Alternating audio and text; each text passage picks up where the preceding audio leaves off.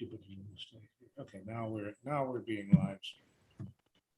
Prepare to live stream. Got it. Okay. Now we are being live streamed. Okay, does it say so? Yes, it's streaming on YouTube. All right. Okay, record to the cloud. Got it. Well, I don't know if we should wait for people or demand their presence. I guess we could just start talking a little bit. See who shows up. Everybody's promised, but you never know. Paul's only one called. I'm going to call Nicholas because he said that his. Well, hang on.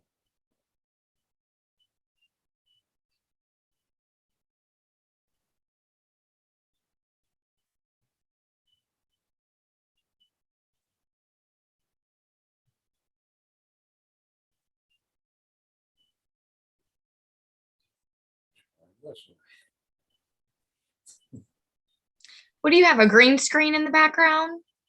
Yes, I do. I've actually got to perfect it, but it's the House of the Fawn in Pompeii. I like it. One of my favorite classical mosaics. I like it. I like it. Nicholas, are you joining us?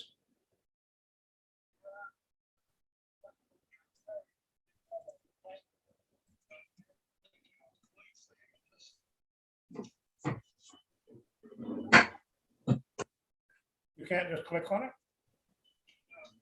Oh, how weird. I'm sorry. It should have been clickable.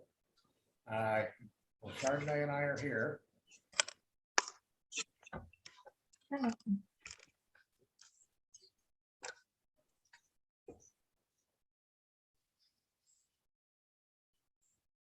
Well, anyhow, we're here and we're on and waiting for you.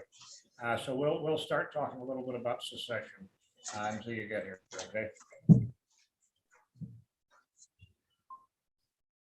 Okay. We're supposed to have Nicholas and Paul and Rick Tyler also. Rick Tyler, I'll check with Rick Tyler. But basically, tell me what you understand about secession and nullification. Let's start with that.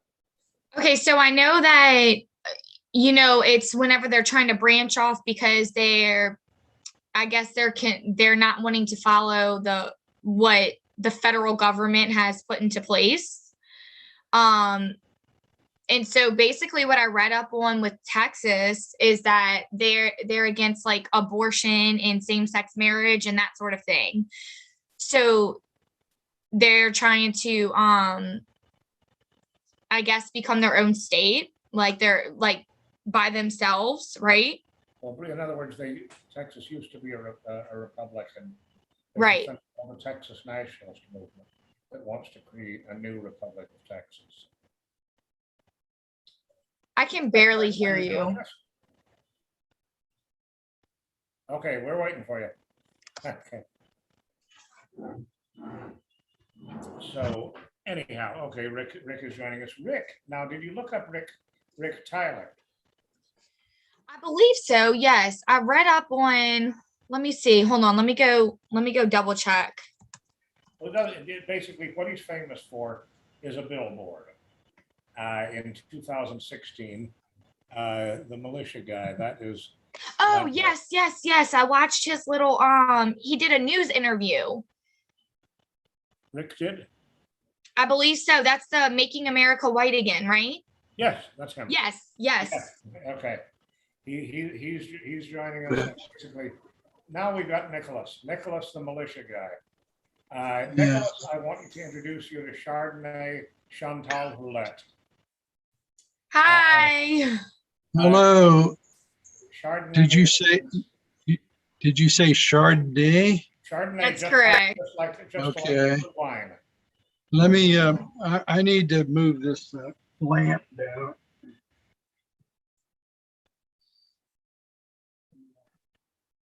That. I think it was better before. I'm not sure that I think it was better before. Right now, there's just a big white blob on the floor. I got one more thing. And then you tell me whether it's better to put it back originally. Chardonnay, what do you think? I think that's probably good right there. Except it's not on your face is the only thing you'd be better. You know what the idea is to be lit, so it's hitting your face and. Okay, well,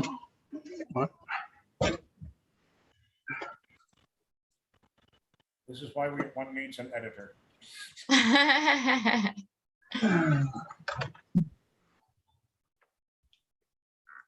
Well, anyhow, Nicholas is not actually part of this Texas nationalist movement. And, oh, look at this person. I know. She keeps like getting all up on me. Hold on, I'm about to put her out. It's okay. She's amazing. We'll get it together eventually. I like your. I'm in the process of like remodeling this room, so there's like a bunch of stuff in the background. That's why I'm keeping it dark. Yes, that's much better. Now, Nicholas, now that's much better. Yes, that is better. I've never done it at night before, so. We, you know, we talk about race a lot on this show, and so it's good that you show that you're a white guy. Okay. And I'm just wrapping it. So, okay. Well, you wanted to, now is there anybody else coming on or? Yes, I mean, Rick said he was joining us, and you and Rick are kind of the dynamic duo here.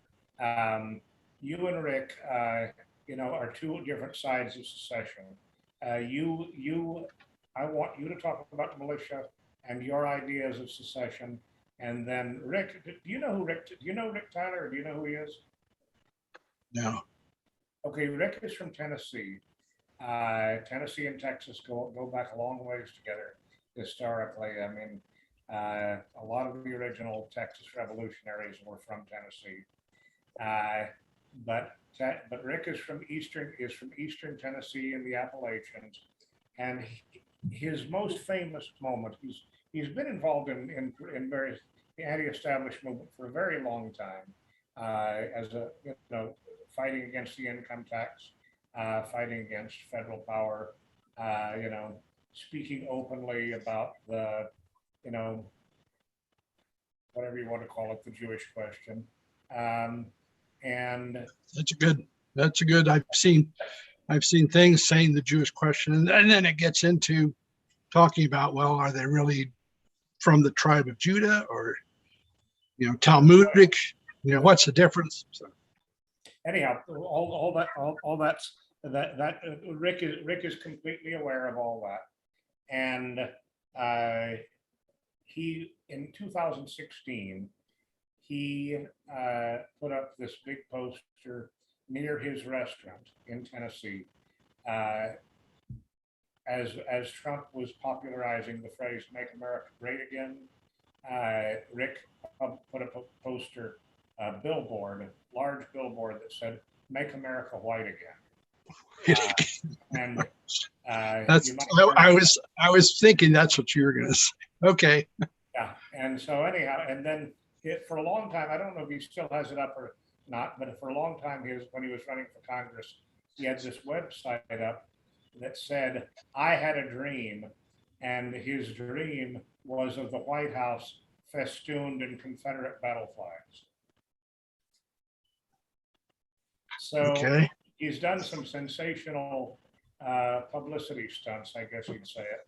And I basically wanted you and him to compare notes on secession. And sure. I have never talked to Rick about militia. And if you're really short on time, as you kind of suggested you are, you can go ahead and start talking about militia and how you feel it relates to the questions of state sovereignty, secession, and nullification. Because right now, I mean, I'll tell you just where I am right now. Right now, I have been asked to, I don't know if do you know Mike Lindell's new complaint against the election? That's the pillow guy. The pillow guy, yeah. Right. Anyhow, I have been asked to review and revise his complaint against the 2020 election for possible presentation for adoption in the state of Montana. Who asked you? Huh?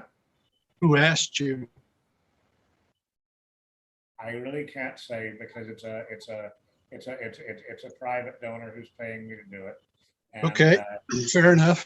And that's kind of what I wanted to find out, because all of our efforts are, until we find some benefactors who are going to help fund some of these things, whether they want to be out front about it or not, nothing's going to change. I can name the person who's going to present it and introduce my work to the Attorney General. The person who's going to present it to the Attorney General is named Jerry ONeill. Chardonnay has met him on this show before.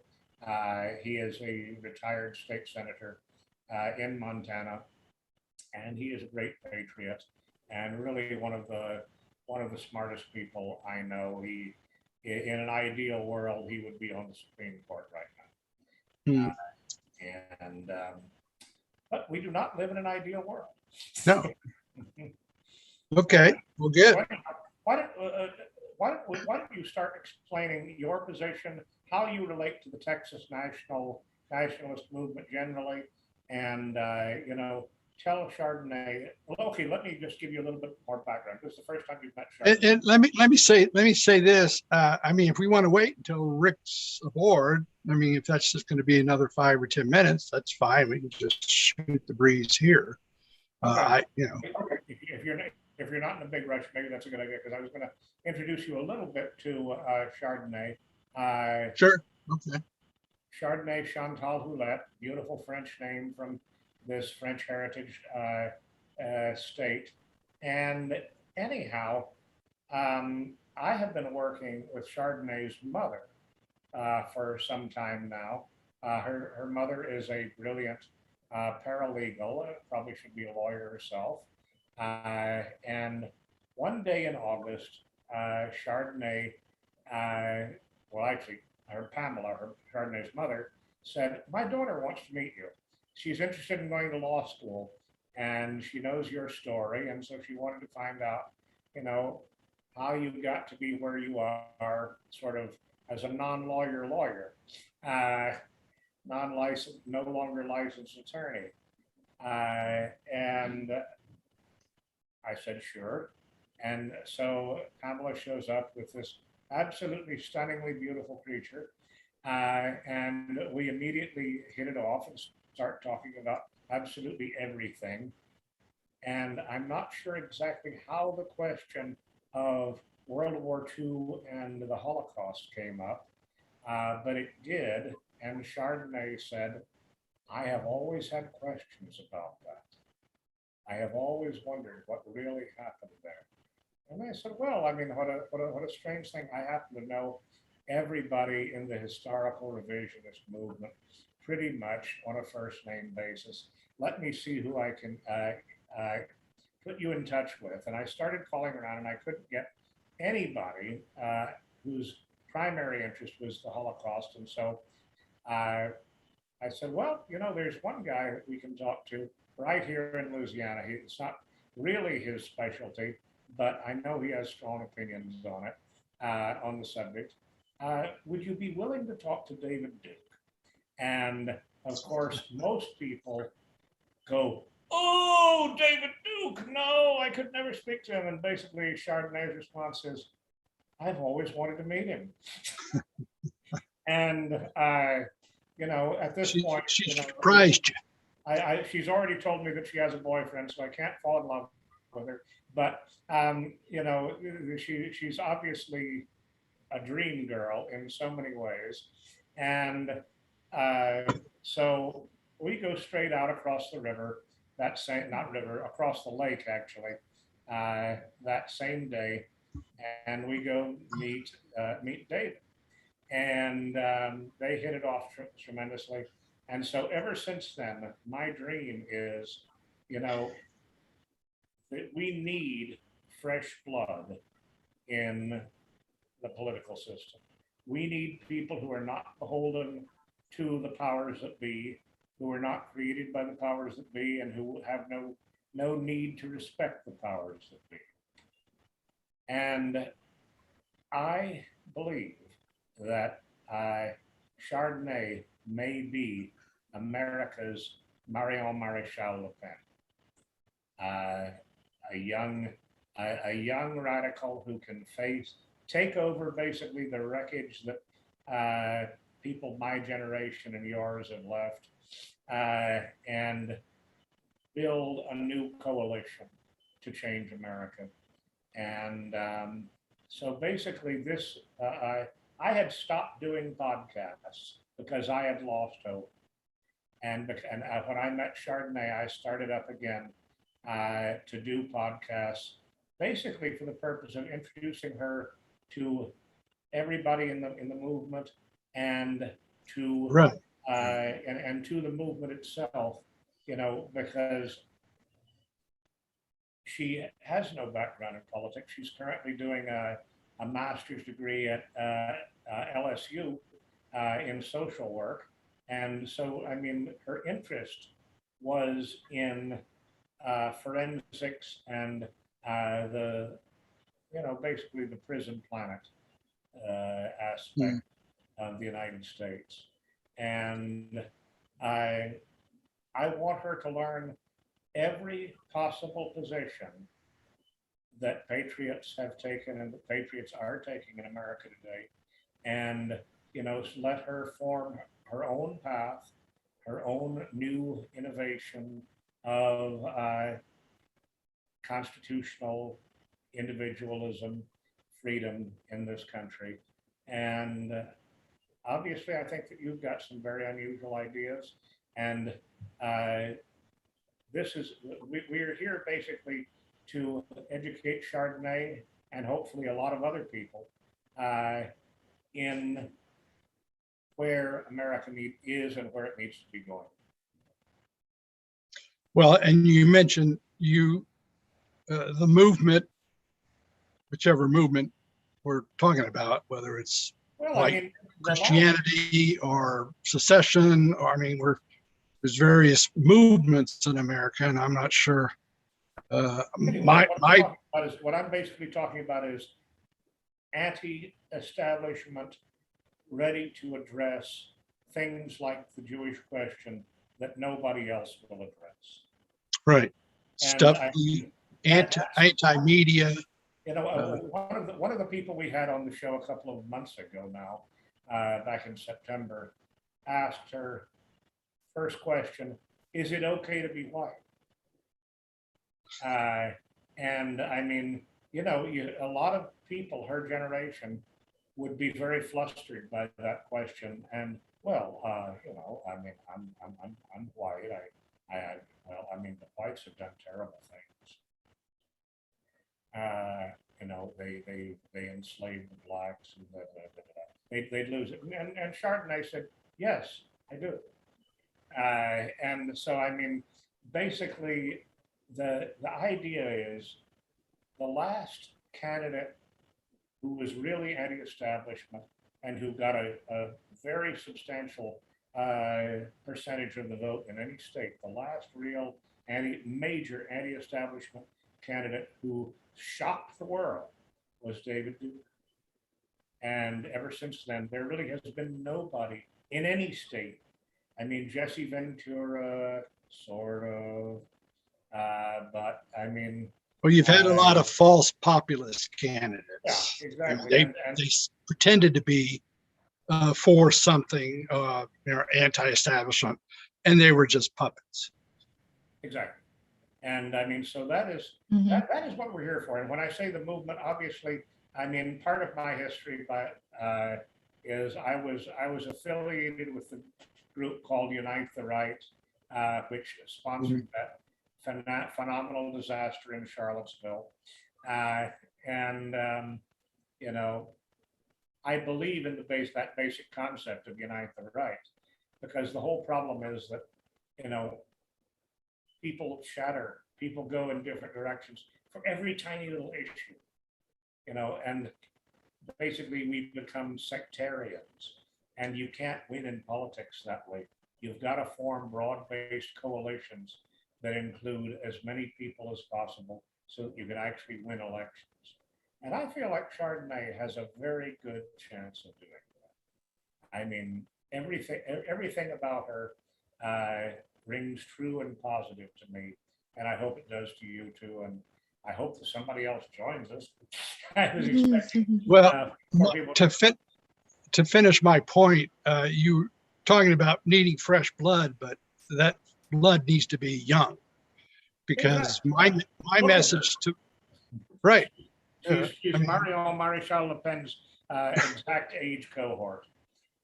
She is exactly right. She's not a baby, but she's got her whole adult life ahead of her. Well, and my message will be, if I find a campaign manager, my message, or one of the messages, will be that appealing to the youth and telling them that they have no future if they don't get involved. And I'm talking about involved in the movement to regain a constitutional republic, so that the states have their sovereignty again and they can decide whether they want to stay in the union or not. Yeah, that's a big thing, you know, and that's something I was telling Charles about, because prior to me meeting Charles, I knew nothing about politics at all. I mean, it was the farthest thing from my mind even. And then whenever, you know, we kind of engaged in conversation, I realized I'm like, maybe this is something that I could possibly be interested in. So I agreed to do these podcasts, and it's just kind of spiraled from there. And I 100% agree with you. Most of my generation has no idea what is going on, and they don't even have an interest in it. It's sad. It really is sad. And I mean, I was included in that. Yeah, I'm totally admitting it. Totally admitting it. I was definitely a part of that. And I mean, thanks to Charles, you cross paths with people for, you know, different reasons. And I strongly believe that that was part of our reasoning for crossing paths. I believe that. Well, and I kind of tell people right off the bat that, you know, I claim to be a Christian patriot and a constitutionalist. And so I really, my interest is really in working with other Christians who want to get active and not just whine about the problems. I mean, I'm 66, but I didn't really start to get involved until the 80s. So I was, you know, in my early 30s when I finally started to kind of wake up to see what the hell was going on and what had happened. And as a Catholic Christian, I have certain beliefs regarding Our Lady, whose Immaculate Conception feast we just celebrated yesterday. And they, you know, they're not going to jive with most people in America, which, you know, 1787 America is basically a Protestant country. But I'm willing to work with anyone who is willing to work to regain for the people the power that the Constitution says we're supposed to have. And then, as I say, they can migrate to a particular state. You know, I'm a native Texian, and you know, we got our independence from Catholic Mexico in 1836, and then gave it up in 1845 and regained it again in 1861, I suppose, and then lost it again in 1865. I mean, it's been sort of a roller coaster for Texians. But you know, it's, if you're a Christian patriot, then you understand that there is good and evil exists, and evil has such a foothold on everything now that I try to explain to people they are not going to go away peacefully. which is Right. why my push for a well-regulated militia, which is called for in the Second Amendment. And I see somebody else has joined us. Yes, This is Rick that's- Tyler.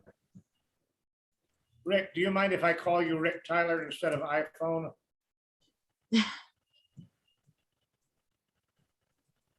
Can he hear you? Apparently not. So I'm renaming him whether he likes it or not.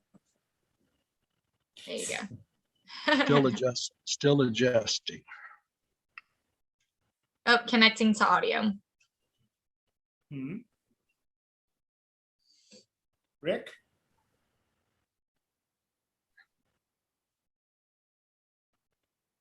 Can you hear us, Rick? Earth to planet Ocoee, Ocoee, Tennessee. Uh-oh. So Chardonnay, he said you're working on a master's. So what's your degree in? Social work. Okay. So I'm going, my original plan prior to me meeting Charles was that I was going to go into forensic work. So I wanted to work with people that were incarcerated and were having issues, adjusting, either going into incarceration or coming out of it and adjusting to normal life. And then also working with people with mental disabilities and mental disorders that were incarcerated. So, and I had a major interest in law reform, which was one reason why I was talking to Charles about possibly going to law school, about, working with law reform with some of the laws having to do with people that were incarcerated and treatment of people that were in jail. That's a big field. My big push is to get people who are in for nonviolent crimes, such as marijuana and those kind of things, out of jail. Because as Karen, a woman who here in the Dallas area, she's got a Facebook page on community syntax regarding the legalization of marijuana. And she says, I guess one of their mottos is no one belongs in jail for a plant or because of a plant. And of course, that may not sit well with conservatives, but I just think they've been brainwashed about the whole THC and hemp, because I'm a big hemp supporter, because I think hemp was suppressed to give the oil barons and the paper, Randolph Hearst, basically control over paper and Let the me oil interrupt you a industry. second so we can introduce Rick. Rick Tyler, Okay. Welcome. It's good to see you. I wish we could get a little bit. Can you zoom in on your face maybe a little bit? Well, it's a little tricky for me. I'll try. I'm working with very primitive circumstances here. Well, anyhow, Rick, I just want to introduce to you Chardonnay Chantel Houlette, the lady that I firmly believe can take over David Duke's shattered coalition, rebuild it and expand it and achieve as great as what David did was 30 years ago. I think Chardonnay she may actually be able to win, because I think she can bridge the gap of generations and classes of people who've been left out of the system before and build a new America. That is the dream. So not a former Grand Dragon of KKK. She is not. And I don't think she's a future Grand Dragon of the KKK either. And so I think that she has basically agreed to meet everybody I know and learn more than I know, and take this into politics. And basically, I have high hopes. I mean, I'm like that ant who couldn't move the rubber tree plant. I've got high hopes. And I always like to say that Chardonnay is exactly the same generation, same age group as Marion Maréchal Le Pen. And I think there's a very good chance that she will become America's Marion Maréchal Le Pen. That's what I'm working for with her right now. And basically, tonight I wanted to bring you and Nicholas together. We know your commitment to the concept of traditional Confederate secession. And Nicholas is in Texas, and he has a slightly different perspective, but I wanted to get you two together and to talk about the role of militias, the role of nullification, the role of secession in reasserting state sovereignty and a constitutional and white constitutional government and the white Christian constitutional government. Nicholas is particularly, Nicholas's emphasis is more religion, and yours and mine has traditionally been more race and Southern constitutionalism. And so anyhow, I want to let Nicholas talk for a few minutes and give his outline on what he thinks, and then I want you to respond to that, and then Chardonnay and if I had invited Ken and Paul Fromm, Ken Gibbon and Paul Fromm, see if they show up. But I'd like now to really start in earnest and let Nicholas outline what he thinks about Texas nationalism, secession, and specifically the role of militia. Okay, I'll start off by saying I'm not a member of the Texas nationalist movement. I have signed their petition, which I guess last time I checked was supposedly 250,000 people. Now, I don't know whether they were all Texians or what. Had signed their petition, but that was like 2 or 3 years ago. I don't really like joining groups because of the fact that I'm so controversial and confrontational. Those groups, they have plausible deniability that I'm not a member of their group. Plus the fact that most of the groups that I get either asked to join or might consider joining would be the fact that they turn out, when I look at their philosophy, they don't seem to be interested in giving power back to the people. They're interested in just maintaining their status and fundraising. And so I call them usually false opposition groups, which falls into 2 categories. What I call FO1, false opposition 1, or those who know that they are false opposition, and they're purposely aiming to keep Christian patriots like myself from gaining any kind of a foothold or traction in popularity. And then the FO2 or the it could be willfully ignorant. Maybe they just want to be ignorant. People who support these so-called conservative groups, and I'll name one: TP Turning Point USA, with Candace Owens and Charlie Kirk. They're funded by one of the Koch brothers, and it's a conservative group that is pro-Israel. They won't discuss targeting what I say is, the number one. I think many people consider them the number one terrorist exporting country in the world, with USA being number 2. So if you're not naming the target that to go after, then you're misleading people.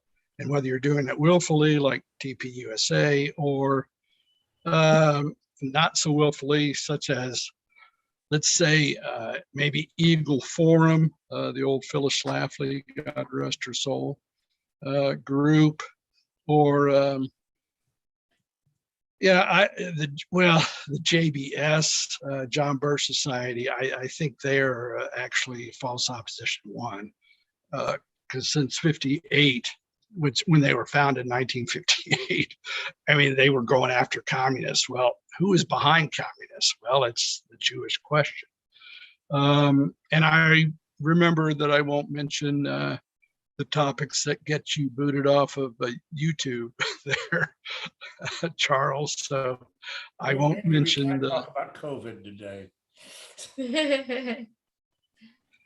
but in any case, I mean, the groups like the JB, the NRA, I mean, they were founded after the Civil War. You won't hear them ever talking about well-regulated militia. All they ever talk about is the right to keep and bear arms. Well, that's a natural right that we don't need an amendment to tell us we have. The purpose of the Second Amendment was to indicate to we the people that they had a right to form state militias.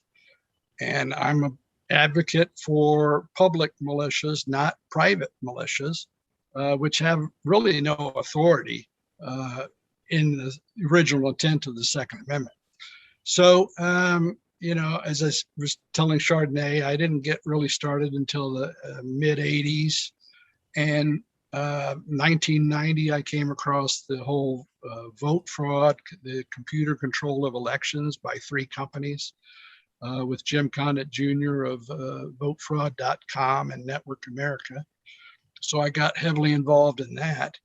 But it was about 10, 15 years ago when I came across Dr. Edwin Vieira, constitutional attorney, retired, and who had written some articles for News with Views regarding the militia of the several states and the whole reason behind the Second Amendment. And I said, whoa, he's right. The first 13 words of the Second Amendment are the most important in the Constitution, because if you don't have, if you can read between the lines, if you don't have a militia, you're not going to have a free state. So that's why my big push for not only state militia, but what I call in my campaign a 3G movement, God, Guts, and Guns. So you hear a lot about 5G nowadays, but my ideal is to get a campaign manager who sees the vision that I have. And it's not really my militia. Again, it's the state militias.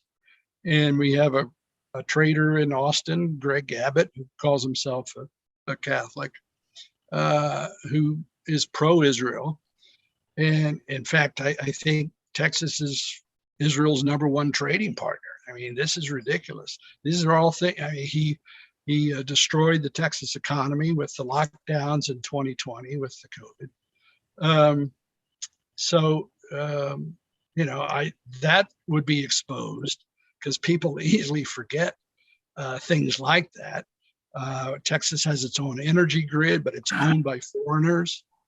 So these are all things in my campaign for Texit that I would be bringing up. Nicholas, I want to introduce Paul. Do you know Paul Fromm by any chance? Paul, do you know Nicholas Landholdt? Have you all ever met before? I don't think I met him, no. Okay, Nicholas is running for governor of Texas, and he's just talking about his positions.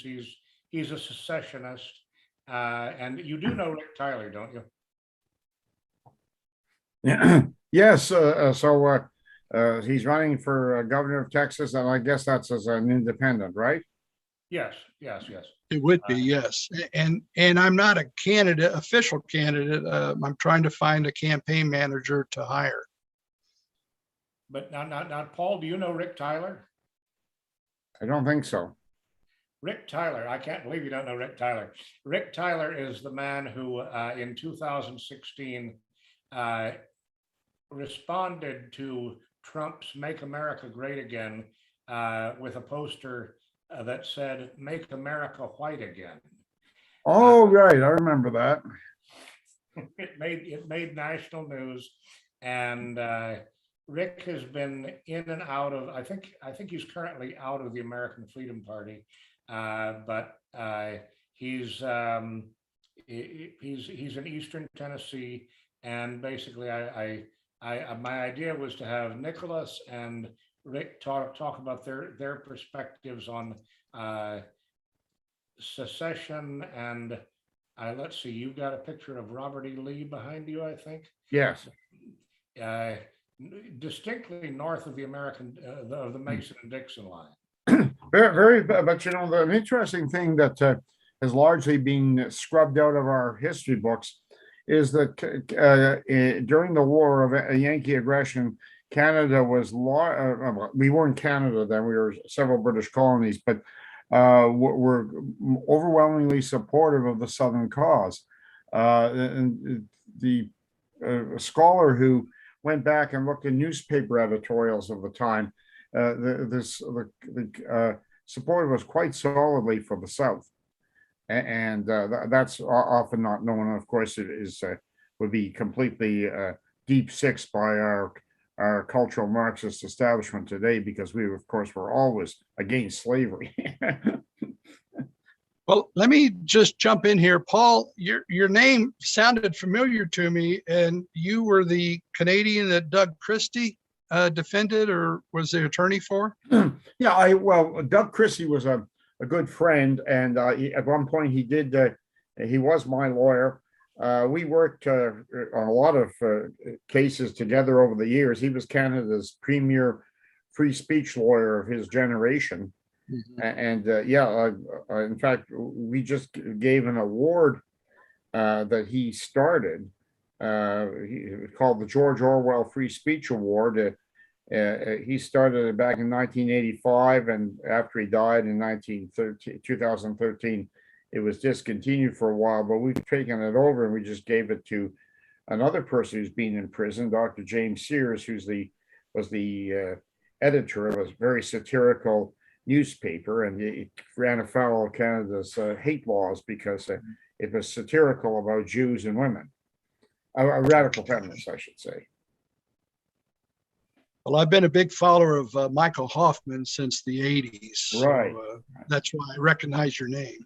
Yeah, I know Michael quite well. Right. So where do you live in Texas? Midland-Odessa area, West Texas. Oh, you're in West Texas. Huh?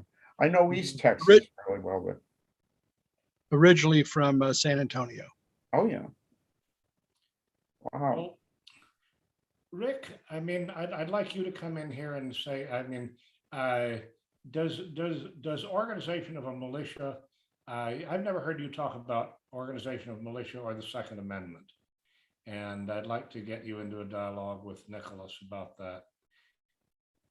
Okay, and just for the sake of preliminaries, I'm familiar with Paul. My son Tyler may have communicated with you before, but we wanted to have you speak at the Nationalist Solutions conferences at the Montgomery Bell State Park. Oh yeah. That two previous conventions for the American Freedom Party, but of course at the time I believe you couldn't. Bill Johnson may have communicated with you, but you couldn't travel or. Yes, your government did not seem to want me to come to the land of the free and the home of the brave. Right. I'm in the process of reapplying again, but yeah, it's pretty discouraging. You get the riffraff of the Caribbean and Latin America pouring across the Rio Grande, but I had trouble. I had trouble getting in. I mean, I've gone to the U.S. many times. This was something that developed after the shooting in Charleston. Well, somehow I have a feeling that if you snuck in as an illegal, they probably would be right on you. I think I could fly to Mexico City, take a plane up to the border, get a few days sunshine, and stagger across the Rio Grande, and maybe we're. Well, at any rate, it's good to meet you yes. over medium, and hopefully before too terribly long, we'll meet in person. I'm going to be sponsoring another Nationalist Solutions Conference, hopefully in the first half of 2022. Now, also, Charles, I hadn't told you this, but I will be on the ballot for governor of Tennessee in 2022, as well as the United States House of Representatives. I was on the ballot in Tennessee for both of those offices in 2018. And of course, I was on the ballot for as an independent for president in 2020. So I'm kind of like the Lyndon LaRouche of our movement. I'm always on the ballot as a perennial candidate who, of course, never wins, but gets a lot of publicity. Well, As far as the militia goes, back in the early 90s, when the private militia movement was in its great heyday, I had a broadcast on Worldwide Christian Radio, WWCR, the largest shortwave radio station in North America. And my broadcast this was when the internet was in its infancy. So shortwave was the go-to place for alternative news and information. And I took over the time slot that Linda Thompson had. And she was, of course, the Indianapolis attorney who produced Waco, the Big Lie 1 and Waco, the Big Lie 2. Two pretty good documentaries on Waco. People found fault with her about minor points, but she did a good job. She got illusion. For 1 second. Let me interrupt you for 1 second here, because Sure. part of the purpose here is to educate Chardonnay. Chardonnay, do you know what we're talking about when we talk about Waco? No.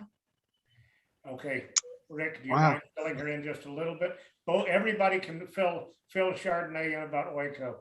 Well, 19 19th of 1993, the Bureau of Alcohol, Tobacco, and Firearms, along with the FBI, they raided the property, the home, the facility, which of course they called a compound, of a group called the Branch Davidians, who were led by a man named David Koresh. His real name was Vernon Howell.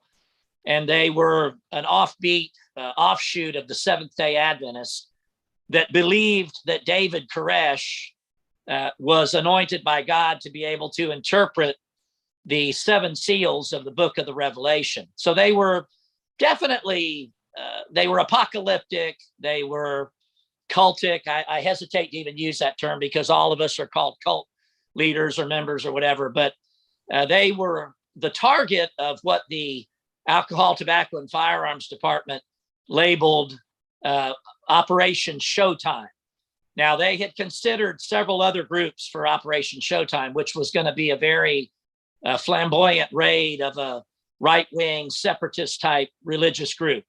One group they considered was the Church Universal and Triumphant in Montana, but they chose the Davidians. They raided them.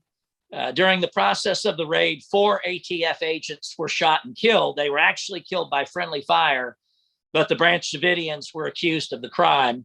And then a 51-day siege began of the Mount Carmel complex or facility where these people lived and worshiped together. They were a multiracial group, but they were all subscribers to the belief that David Koresh possessed this ability to interpret the doctrine of the 7 seals, and it fit into their apocalyptic theology and doctrine. They were very, very pro-Second Amendment. In fact, several of their members were FFL, federal firearms licensed gun dealers, and they worked gun shows as a way of generating support for the group. They had attorneys in their group. They had people who worked for the United States Postal Service. They were, by and large, a very well-spoken, articulate, well-educated group of people. But they were raided that day. A 51-day siege began, and it culminated with the incineration of Mount Carmel, to the horror of many, many people throughout the nation and the world. By the way, the very moment that Mount Carmel was burning, at that very same time, the Holocaust Museum was being dedicated in Washington, D.C.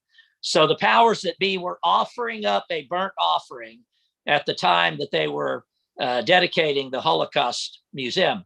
17. Only this one really happened. This one really happened in Waco, Texas. And if my memory serves me correctly, they actually used some tanks against those people. they punctured holes through the walls with tanks, and then they inserted a gas that was prohibited by the Geneva Convention into the building.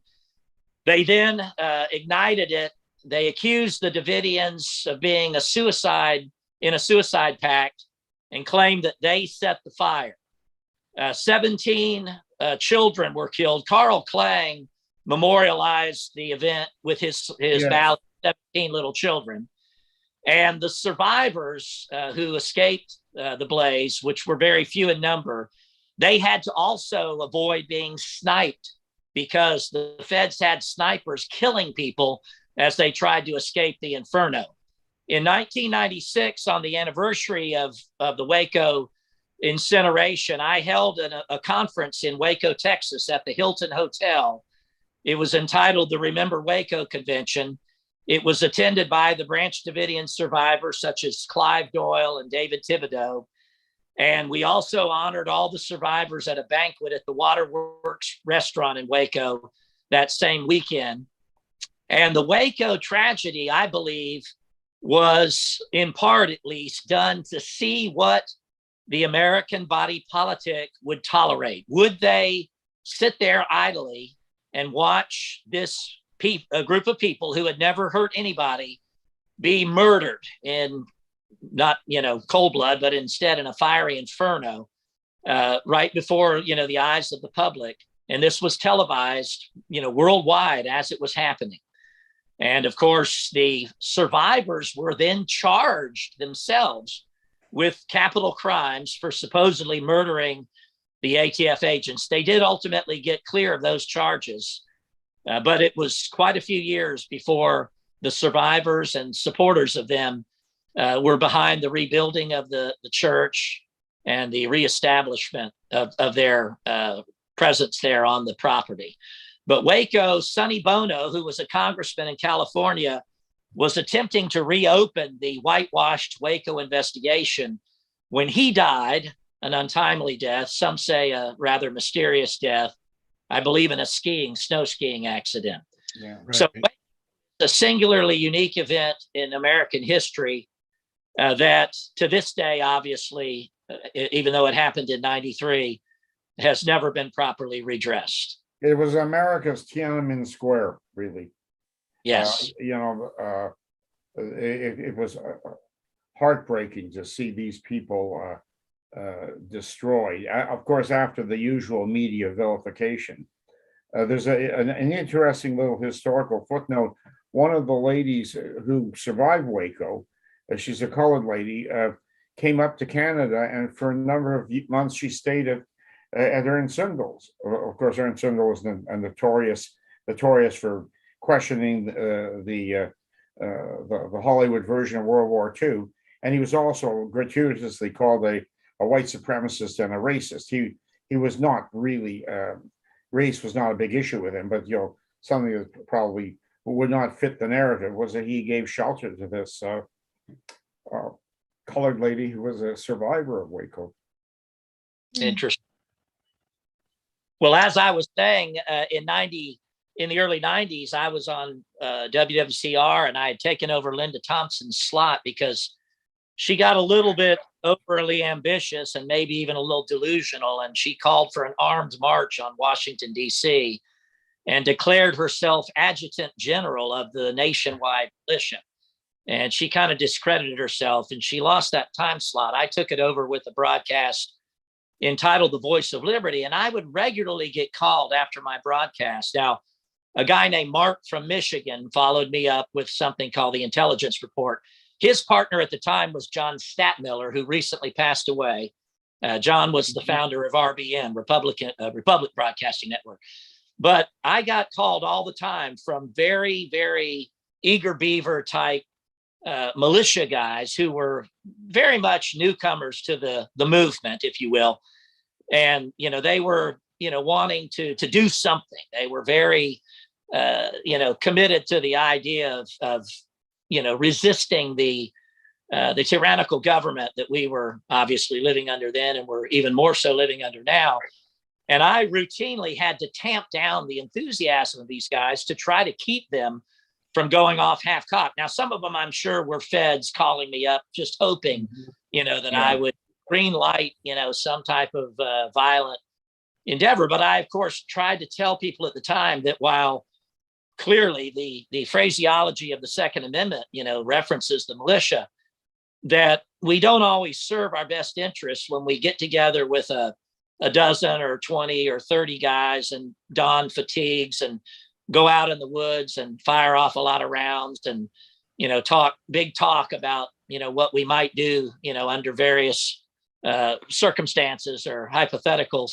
At that time, too, there was a lot of information proliferating about Russian and other, type communistic troops that were being moved into the heartland of America, and people would videotape long trains that had, foreign military vehicles on them. There was and still continues to be a lot of suspicious activity of that nature. But at any rate, my big effort at that time was to try to keep these overly enthusiastic militia guys from popping the cork on something that they really had no idea what it was that they were trifling with. The taking up of arms against established authority is clearly a last resort option in the Declaration of Independence. When a long train of abuses and usurpations pursuing invariably the same object evinces a design to reduce them under absolute despotism, it is their right, it is their duty to throw off such government and provide new guards for their future security. The words are right there. We know that it's ethical, it's righteous under the right circumstances. Our forefathers did it through duly constituted authority in the war between the states. Obviously, even the American Revolution was done under duly constituted authority after great efforts to make peace and, have an olive branch resolution and do everything they could to avoid violence. Violence is a last resort, but it's clearly legitimate, and the preparation for the same, obviously, is something that we want to be engaged in on a structured and organized basis. We just have to deal with the reality that the feds are always looking for juicy targets they can exploit, just like they do with the Muslims. They'll send somebody into a mosque and they'll pinpoint, the young jihadist type radicals who can easily be coalesced into a cell. And then they'll basically give them the template to operate under and create yet another supposed terroristic event that they heroically come to the rescue and prevent. Well, they love to do the same thing, with the militia movement. And there have been incarnations of the militia movement before, similar to the one in the early 90s.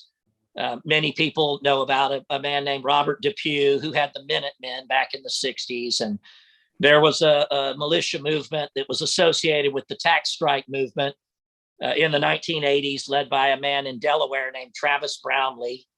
He did have many hundreds of men that were ready to take up arms against the tyrannical powers of the government. The Bible refers to, in Acts chapter 5, incidents such as Theudas and Judas of Galilee in the time of the taxing, who raised 500 men up and sought to mount armed resistance to the authorities of the day, but they were wiped out, of course, by the government forces. So, we have to be very circumspect. We have to be very diligent in our calculations and in our formulations of ideas and strategies about this type of thing, while at the same time knowing that if push comes to shove, and it's looking more and more likely all the time, we are going to be faced with the inevitable prospect of, bloodshed on our own soil. In Germany, evidently, I've heard that the government has announced that they're going to go door to door and vaccinate everybody by February of 2022. That's And Austria. what's going to happen if they try that in America? There's going to be a lot of bloodshed, and that could be a tripwire, for very widespread violence. I think your caution at the time was very wise, because American conspiracy laws are really ruthless. There's a fellow sitting in jail, I think in Colorado, named Matt Hale, who was quite the up and coming leader. and was an attorney, had become an attorney, and it was obviously seen by the powers that be as a possible coming force, and he was taken out under a really dicey situation where an FBI informant kept suggesting to him that they should kill a lawyer who, I'm sorry, a judge who had thwarted them on several occasions. And I think the final time he didn't quite say strongly enough, no. I don't think that would fly in Canada. Not that we're any wonderful country, but your conspiracy laws are really a landmine. So anytime somebody, certainly, actually on either side of the border, starts saying we ought to take, if I'd like to take my gun, I'd like to go and do such and such, we ought to do that. It's a good time to walk away, because probably the guy is either full of what and won't do anything because the wife won't let him out the house the day, or it's raining, or some other excuse, or worse still, he's a government informant who's trying to entrap you to say, yeah, let's do that. Well, there's a gentleman, Schaefer Cox in Alaska, who was arrested like 7-8 years ago. He was a very articulate guy. He wasn't promoting any, violence or militia type activity, but he was active, I guess, in the private militia at the time.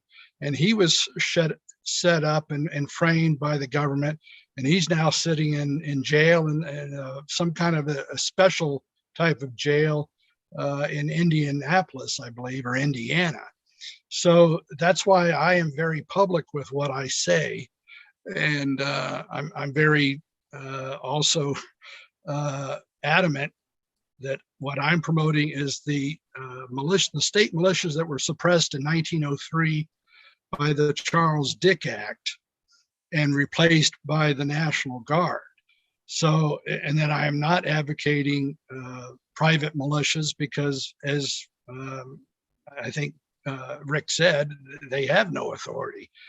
And of course, the media has been demonizing militias since the 90s, and the militia of Montana and what have you. And I have articles that I send people. I said, I'm not advocating that I want to end up like these guys. There's a couple of guys in Kansas and somebody or 2 or 3 in New Mexico that were set up, and they're sitting in jail for advocating militia. So I'm very clear about that, and as I say, very public, so that I can't be, or not that it won't happen if it happens, but that I should not be accused of some conspiracy. There are several things I want to mention here in these connections. One is to respond to what Paul had to say about conspiracy law and Matt Hale, and that is, since Chardonnay and I last did a podcast, a couple of really amazing things have happened in law in the United States. One of them is the end of the Charlottesville trial, went on for over a month.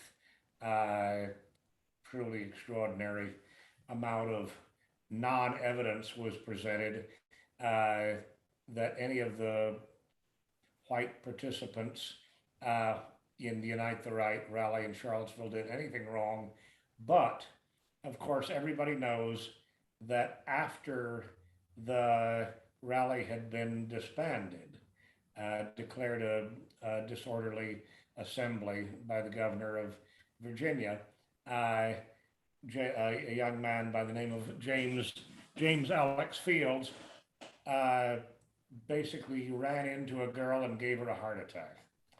Her name was Heather Heyer, and that guy was sentenced to roughly 5 or 6 life sentences, I forget, for this girl having died of a heart attack. Ruthless, just ruthless.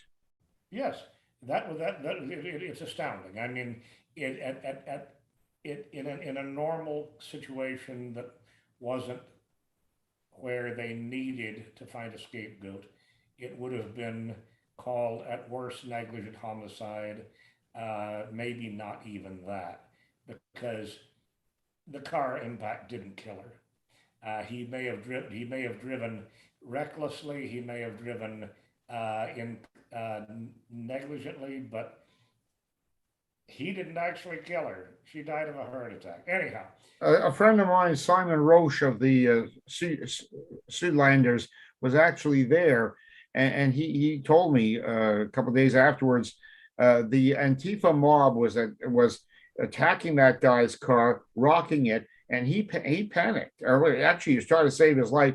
He gunned it out of there, and I think he backed up. She had a heart attack.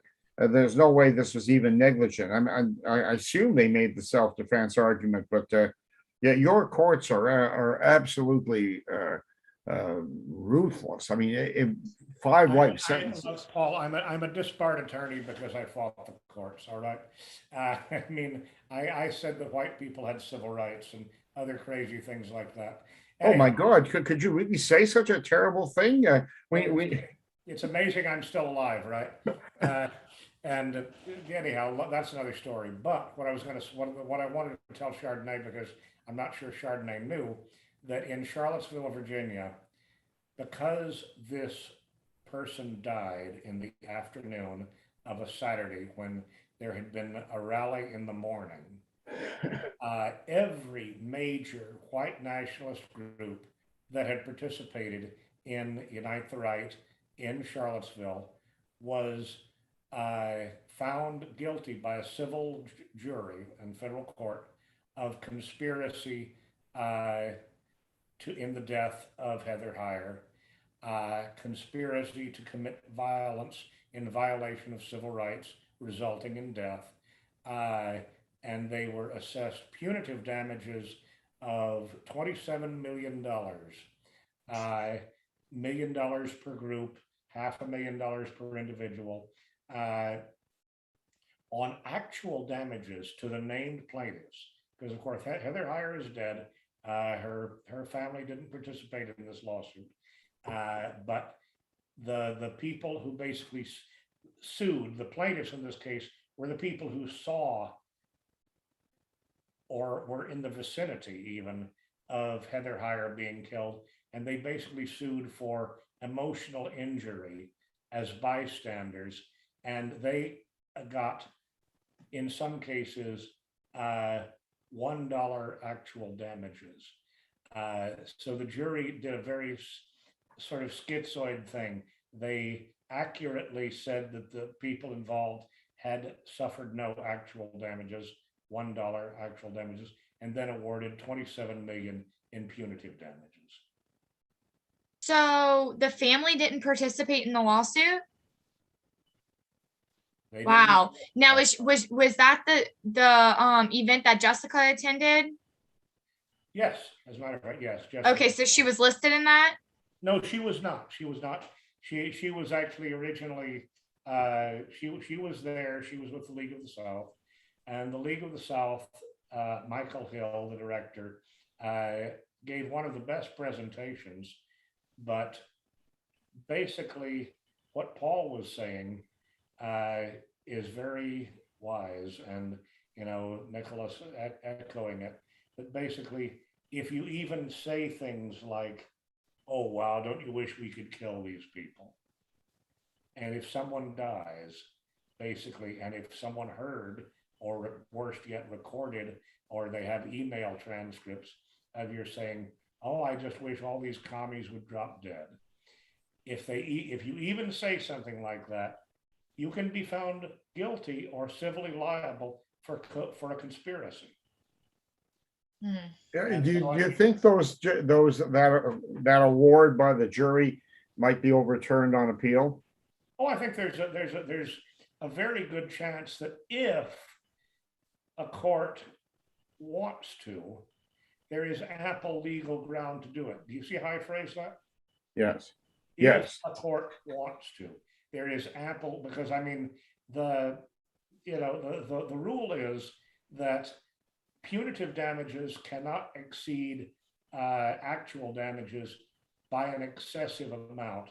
In the state of Texas, a case from the 1990s said you cannot have punitive damages in excess of 3 times actual damages. There are several federal statutes that say that, including antitrust and RICO, racketeering. They both fix at the punitive damages at 3 times actual damages. And what I'm very pessimistic though, because this is in the state that just gave the largest Confederate statue in the world to a Black group to be melted down and repurposed for some other kind of art. I don't know if y'all have heard of that's the final result of Charlottesville. This rally was to protect this immense bronze statue, over 1,000-pound bronze statue of Robert E. Lee in the center of the city.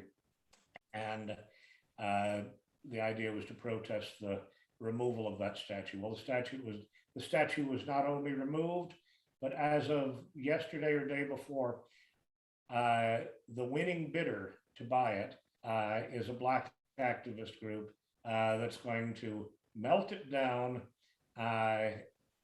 this historical artifact, and quote unquote repurpose it for some art dedicated to civil rights.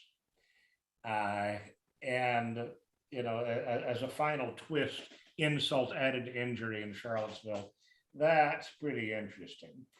But anyhow, the point is that the Supreme Court of the United States is more generous than Texas. The Supreme Court of the United States has said that punitive damages can exceed actual damages by as much as a factor of 9. That would still yield total of actual damages $1, punitive damages $9, total damages $10. But I can just see the judges of the Fourth Circuit Court of Appeals in Richmond saying, well, yes, that's the law, but this jury saw such horrible conduct that in this case, we're going to say that the jury acted rationally. I hope I'm wrong. But knock on wood, it's you cannot predict justice in the United States. You cannot expect it. The law does not get followed. And I mean, this is one of the frightening things I think that we're facing, is that law is all about politics. And unless people like us can take charge of the country again somehow through people like Chardonnay, there will be no legal system. It will be 100% the whim of basically the Jewish and communist power cabal that will be administering justice to us. And that could mean that all our heads will end up on pikes. Well, Michael Hoffman has written several articles, but one in particular about that America is currently under Talmudic law. Of course, the Judaics owning the press would make you think that the Muslims have so much power that they're going to bring us Sharia law. But the point is, America is currently under Talmudic law, and you have so-called Catholics like Antonin Scalia, who died here in Texas, not far from here, on some vacation under mysterious circumstances. He was siding with the Judaics and Talmud and what have you, citing. And of course, I found out about Scalia in the book written by the Collier brothers, Ken and James Collier, called "A Vote Scam: The Stealing of America," about how Scalia was involved in a decision, a negative decision, regarding vote fraud. And so, we've got a ton of what we call bad Catholics. Pelosi, of course, Biden, who, if they were actually practicing Catholics, this country would be in a different frame of mind. But if we could just get back to Christians uniting and organizing and obeying the Ten Commandments, that would be ideal. But my focus is going to be Texas, and again, it weighs basically contingent upon a campaign manager and reaching out to young people like Chardonnay to tell them that if they don't get involved, it's things are going to continue to go downhill. Paul, I'm just curious. You haven't said anything about the militia movement in Canada. What do you have to say about, well, from your perspective, what do you see going on in terms of resistance in Canada? I mean, you all are pretty much disarmed, right? Completely. Well, no, we're not completely disarmed. To own a handgun, you have to have a license. It's almost impossible to get a license to carry a handgun other than to a gun range or a gunsmith. A lot of types of rifles are being ruled or being just arbitrarily declared illegal, like military type weaponry. We also don't have any constitutional right to form a militia, although we did have militias prior to becoming a country. There were several mini revolts where citizens took up arms against the fairly corrupt government in what's now Quebec and in what's now Ontario. But we don't have that tradition. So we're not quite as disarmed as most Europeans, but we don't have that tradition, and we're not certainly as well armed as the United States. We too many of our people have bought into the completely pussy notion that the government will protect us, and for that reason we give up most of our weapons because we don't want vigilantes and we don't want people taking the law into their own hands. Well, the reality is, even in the best of circumstances, the police are not everywhere, and they're not everywhere effective. So they don't necessarily protect you, or they don't, or they won't, or they can't. And even in the United States, when we saw those extensive Black Lives Matter riots and mayhem all through the summer of 2020, the police in most cases didn't protect people, and didn't or couldn't or politically weren't allowed to. We fight a very uphill fight because, in my opinion, as a Christian, I have a right to life. If I have a right to life, I ought to have the right to the means to protect it. And in our society, one of the most effective means is a gun, and that should not be subject to the say-so of Big Brother. But unfortunately, many Canadians have bought into into a very submissive attitude, which of course doesn't get them anything. We still have a lot of violence in limited areas in some of our big cities, and almost all the so-called gun violence are not hunters shooting at each other or people collect handguns and like to shoot them at the range. It's basically out of control young blacks or young Native Indians wasting each other in basically gang and drug wars. Of course, always with guns that are already illegal. This is just a little question on Canadian history. Everybody's been mentioning. You said something about Canadian militia movements in Quebec and Ontario. Was Louis Riel? Was that a militia movement? I guess you could say that. I didn't mention that. He was in Manitoba. And he, on behalf of the Métis people, now these are mixed race people, mostly like French on one hand and Indian on the other. We have Métis in Louisiana too. Oh, okay. Would you call them the Cajuns or Métis? Well, they're Chardonnay. What word would you use for mixed race French speaking people? Cajuns. Okay. Cajun. Oh, But there are some Cajuns who are as white as you are, and as blonde too. well, they had issues with at that point, Canada was growing and Manitoba was about to become a province.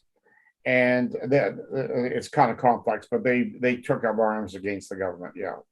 But certainly since the end of the 19th century, we don't have a history of independent militias. We do have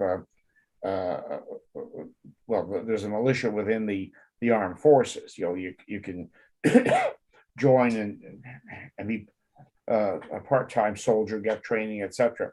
But there isn't that independent militia approach that there's been in the United States. Well, okay, again, getting back to Nicholas and Rick, the tradition of the militia in the United States was not exactly independent. It was basically I guess you'd call it the elite citizenry of each state, the people who were entitled to carry weapons. In the beginning, I guess it was the people who were entitled to vote, right? And it seems like Governor DeSantis in Florida, is he really trying to resuscitate that kind of militia today, do you think? You're asking me, right? You and Rick, because I mean, you all are. Okay, well, I'll go first. From what the article that I read, DeSantis, and he's typical of most all politicians, you know, well, I'll just say the story, and this is CNN, so, you know, take it for what it's worth, but wants to reestablish a World War II era civilian military force that he, not the Pentagon, would control. Well, again, this is not a well-regulated militia. The original intent of the Second Amendment was that the president and Congress could call forth the militia, and they had three functions, basically: enforce the laws of the Union, repel invasions, and suppress insurrections. And so they weren't, it wasn't a military to be sending out to overseas or into other states. It was a defense force for each individual state. And it was basically suppressed in 1903, 10 years before the money lenders would be able to get their central bank again, because they knew that they had to get rid of organized armed citizens in state militias to prevent that would have prevented them from gaining power. So it took, you know, the National Guard is a federalized force, and it is not a state militia, and neither is, there is no state militias in any of the 50 states. Now, my guru in this, as I mentioned, is Dr. Edwin Vieira, and I think he makes it quite plain. In fact, I send out a 2-minute video of him explaining what a constitutional militia is. And that's what I'm promoting and advocating. And in Texas, the governor does not need to go through the state legislature to revitalize the Texas state militia. The governor can just basically resurrect it. And service in the state militia is compulsory between whatever age range it is, 17 to 45 or whatever the new age would be. But that doesn't mean that everybody has to be a combatant. I would not. I'm a traditionalist, so I would not have women as serving as combatants. They could certainly be militia members, but, you know, in a non-combatant role. There is I guess, option for conscientious objectors. But again, they don't need to be combatants. They could be still militia members in a clerical or administrative type capacity, because when a governor calls forth the state militia, it could be for natural disasters such as hurricanes, tornadoes, or what have you. It doesn't need to be a military type of situation. But in the case of Kyle Rittenhouse, it should have been if Wisconsin had had a state militia, it should have been the state militia that was suppressing the Black Lives Matters or whatever insurrection was going on, not Kyle Rittenhouse or whatever other people out there who were armed. You said that you had some insights and thoughts about the Rittenhouse case, and I wanted you to mention those since you brought it up, and then get Rick and Paul to give their opinions. Well, that's that's basically it. Now I know he was found not guilty, and then I read from you, Charles, that he then sided with Black Lives Matters, and then I saw an article he was going to destroy his the long rifle or the AR-15 or whatever it was that he shot the guy with. Which led me to believe that he might have been set up a government asset from the beginning. Now, maybe he was not, and he's just been manipulated into, doing this. But it seems like whenever the camera ends up on somebody, whether they're false opposition or not, that somehow the media is able to turn them. And so it's going to take somebody with pretty strong will to stand up, not only for principles, but against the whole media aspect and the other choke points that the Judaics and the synagogue of Satan own. The markets, medicine, media. There was a great book, Barbarians Inside the Gates, by Colonel Don Grand Pré, who's now deceased, God rest his soul. And, it talks about these choke points that you're going to, in other words, the people are going to need to regain if they are going to have some type of a coup, whether it's by force or just a peaceful transition. And these choke points are, they've been controlled for some time. And the money powers, my campaign would be basically, it's saying that we're looking to give we, the people of Texas, back the power to govern themselves and police themselves. But it's not going to happen until we have a well-regulated militia or a governor who is going to restore the state militia to Texians. And that's why I need a campaign manager to frame that in maybe a nicer terms. But, I'm more of a kind of a bull in a china shop. And, I'm not going to compromise the principles, but there is a way to say that in basically a way that would be acceptable to people who are sitting on the fence as to what's going wrong with government. Rick, are you going to get a campaign manager? Possibly. Obviously so many things have to align in order to make a candidacy with someone like us, running to make it viable. It's a blessing that we can even mount a candidacy, though, with or without a campaign manager, because to merely be on the ballot in and of itself is a great opportunity to get publicity and to share truth. In Tennessee, all it takes is 25 signatures of registered voters anywhere in the state to get on the ballot as an independent candidate. And so that's why I've been able to access the ballot so many times in Tennessee for everything from president to U.S. House of Representatives. Now, one thing that always strikes me in the discourses that we have amongst ourselves is that it seems that very few among us are inclined towards being very realistic about what it is that we can and can't do at any given point in time.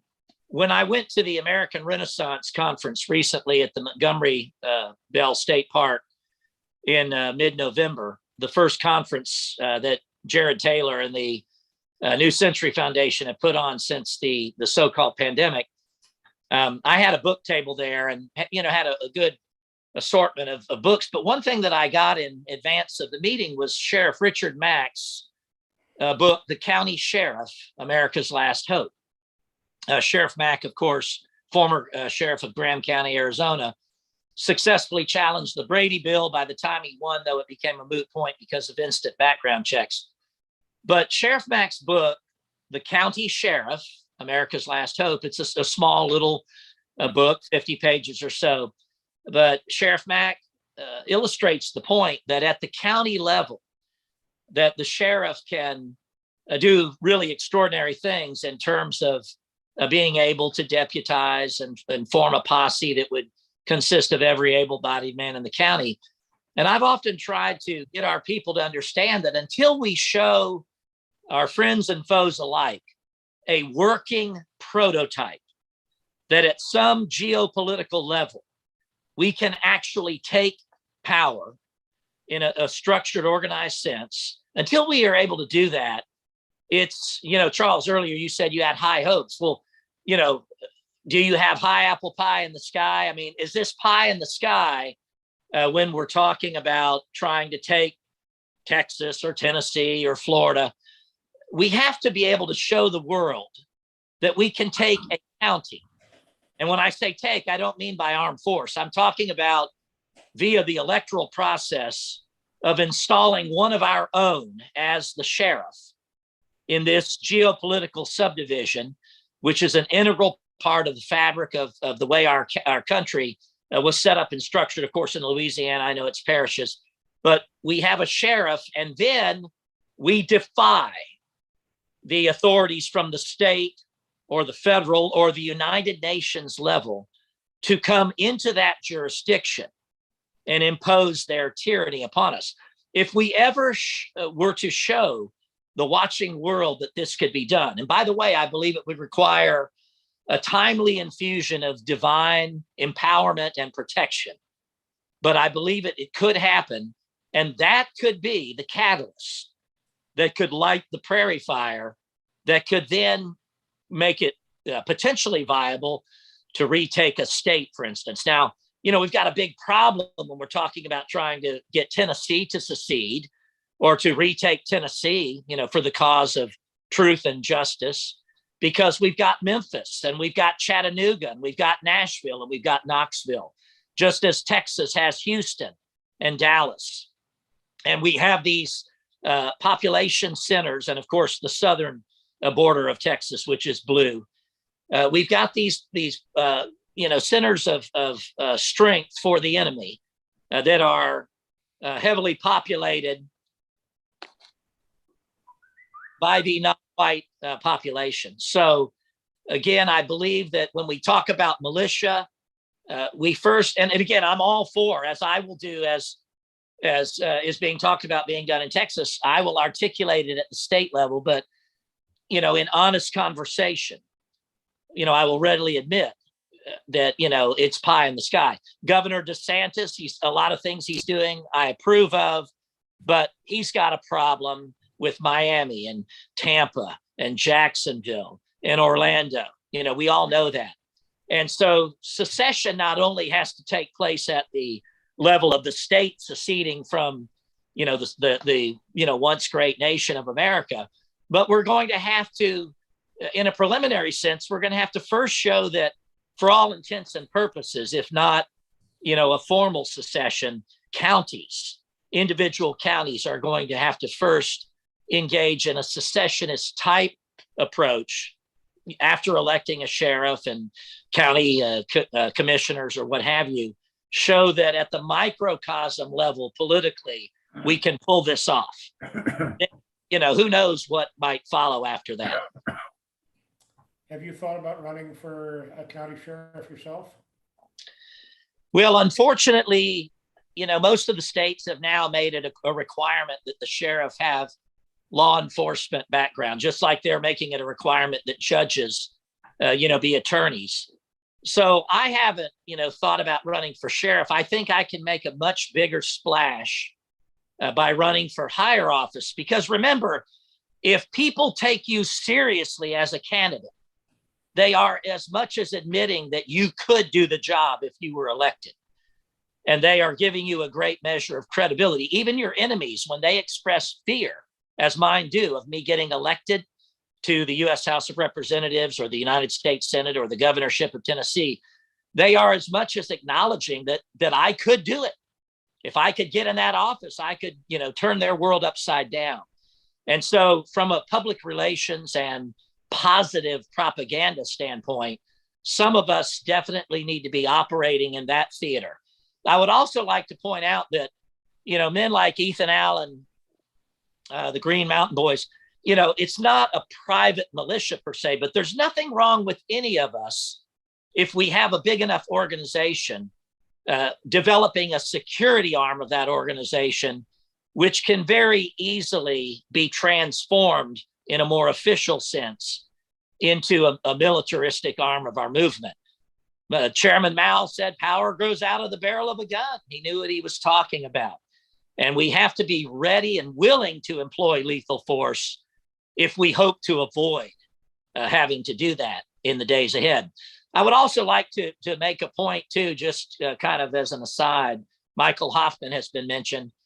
And I would like to recommend, if people haven't read his little fictional book called A Candidate for the Order, I would recommend that you track down a copy of that book and read it. It's an excellent read, very entertaining. And I suppose you could say it also touches upon the whole idea of taking up arms and, what type of methodical approach, might ultimately be necessitated in that regard. Is it available on Amazon or has it been banned? I don't know. I procured a copy of it 10 or 12 years ago, and it's better than the Turner Diaries for an entertaining read. Now, don't make the mistake like the boys of the Silent Brotherhood did of thinking that the Turner Diaries could be utilized as a practical blueprint for action. They were kind of disconnected from reality when they tried to do what they did back in the early 80s. Rick, I had forgotten what a good speaker you are. If you could just get some TV time, you'd probably get a very good vote. Do you think? But timing in life is everything, Charles. But I think David Duke had his perfect timing moment in the early 90s when he capitalized upon that vacancy when I believe the man's name was John Treen or something like that.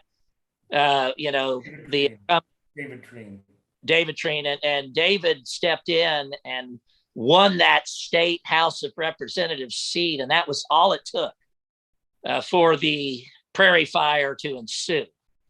And of course, David did what no one else in our movement has ever done before, and it's very exciting to me to this day to look back in retrospect. Of course, I consider David to be a dear friend, and I have boundless admiration for David, and just the fact alone that he did what he did in the early 90s in the great state of Louisiana puts him in a classification all of his own. But the fact that at 70 plus years of age, David is still going so strong, so fervent, so dedicated, so well spoken, in the interest of our cause, makes him I refer to him as a national treasure.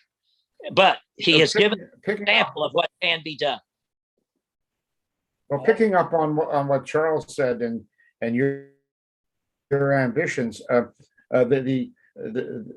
think the techniques have changed from the time David Duke ran for various offices and one in the Louisiana State House. The internet and the social media are now the place to be. And I can't say I've got it all figured out, but your ability to speak well and persuasively could be very useful if you record a number of short, punchy videos that go up on, you know, things like YouTube or BitChute or whatever. If the knowledge of that got out to people, a lot like the traditional means or methods of campaigning, you know, billboards, lawn signs, leaflets for a state like the state of Texas. I mean, you'd be looking at for a first-class campaign, you'd be looking at millions and millions of dollars. But there are ways to reach people beyond the traditional ways, and in some ways, in the privacy of their own home or the office.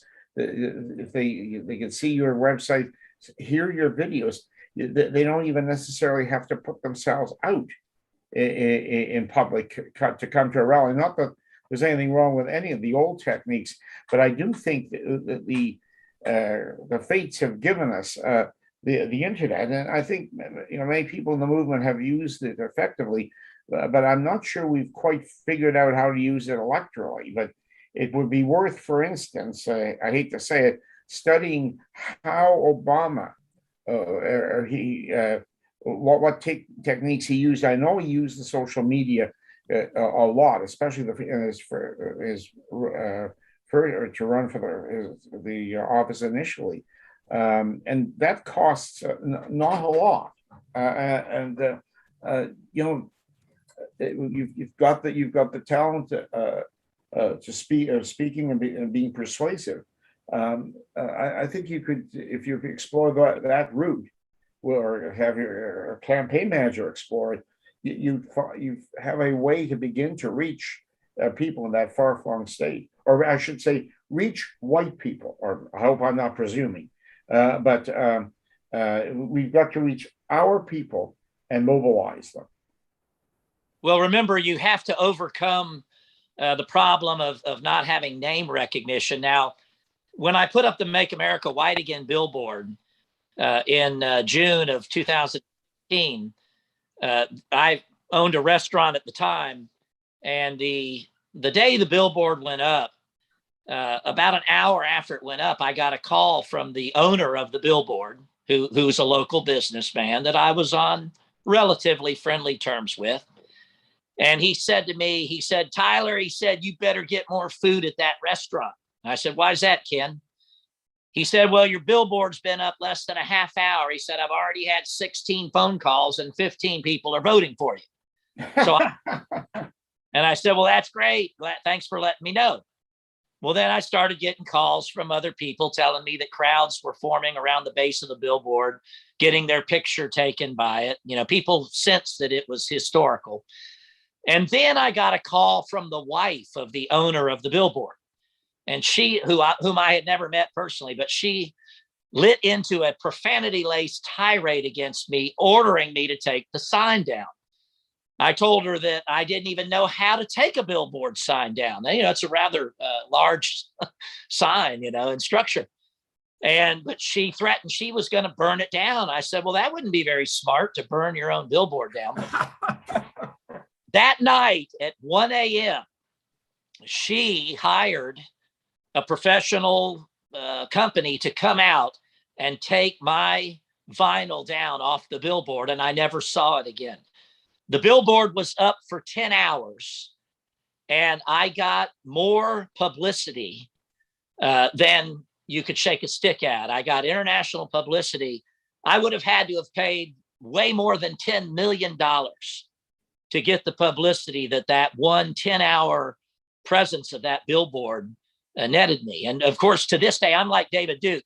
You know, David Duke's name can never be mentioned by the media without it also being stated that he's the former Grand Dragon or Imperial Wizard or whatever of the KKK. Well, my name now cannot be mentioned by the media locally or, you know, in Tennessee without mentioning the Make America White Again billboard. And so I tell people it's the gift that keeps on giving, because of course it segues into all of the conversations that we need to have. Now, I have a plan for 2022 and the gubernatorial race, if I'm able to pull it off. By the way, we have a new restaurant now. And our enemies are always trying to engender boycotts and drive us out of business. They haven't succeeded with our new restaurant. But I have a plan to tour the state towing with horseback with a coffin on a caisson representing the death of the First Amendment and the Bill of Rights. And of course, you have to do something to get people's attention and make a photo opportunity and something that's irresistible. It's got to be covered. And when the Make America White Again guy is touring the state of Tennessee, pulling a coffin representing the death of the First Amendment and the Bill of Rights, I think that's probably going to get a lot of publicity. And make sure that on your sign or whatever on the wagon, you've got your website, your web address in big day glow letters, because I mean that's the way people relate today. Somebody who might be too scared to take a leaflet from you, if you have one, will go on your website and hear one of your inspirational talks. It could catch fire, you know. Well, again, my billboard story went viral for 10 hours. And of course, on the first year anniversary of the story, the TV station, the main TV station that I did interviews with from Chattanooga, the story of the billboard 1 year later was trending on their website more than any current story. And the reporter that I had developed a pretty good rapport and relationship with called me up and he said, "Rick, this has never happened before. We've never had a year-old story trend on the anniversary of that story and beat out whatever the top story of the moment was." And I said, well, I believe it because my website right now is being flooded on this first anniversary too. Now, a lot of the idiots that were contacting them and me, they thought it was just happening. You know, they didn't even realize that it was a story that was a year old. But Paul, what you're saying about the social media phenomenon and the internet is dead center accurate, because today that is where the ability will be, if we are to avail ourselves of it, to do an end run around the Iron Curtain of censorship. And as long as we have a certain degree of freedom, I mean, the internet's not entirely free at all, but to a certain degree of freedom, we can do a bit of an end run around the fake news media. You know, you may have get on reasonably well with the papers, the local papers, but certainly most of the national papers are you know, the bigs, you know, like the Chicago Sun Tribune, the Washington Post, etc. They're absolute poison. They're absolutely in the hands of our enemy, and you'll never get a fair hearing. So I think that's great. Did you ever get your money back? You'd rented the billboard. She had your signs stolen. We've seen similar things in Canada. We have a end the lockdown billboard in the adjacent city to where I am. It was up for about 3 days before the man who owned the billboard took it down, even though the end the lockdown group had a contract to have it up for a month. You know, it's funny how where we're concerned, contracts mean nothing. It's not even a man of whether that could be eventually successfully pushed through the courts. I don't know, but I'm interested to hear what happened to you. I considered filing a civil suit against the man that I leased the billboard from. I had a 4-year statute of limitations to operate within, and I considered a civil suit against him, not only for the actual damages of his breaching of the contract, which I had a clause in the contract to be able to renew the billboard after 6 months and basically almost keep it in perpetuity. I did pay him some money up front.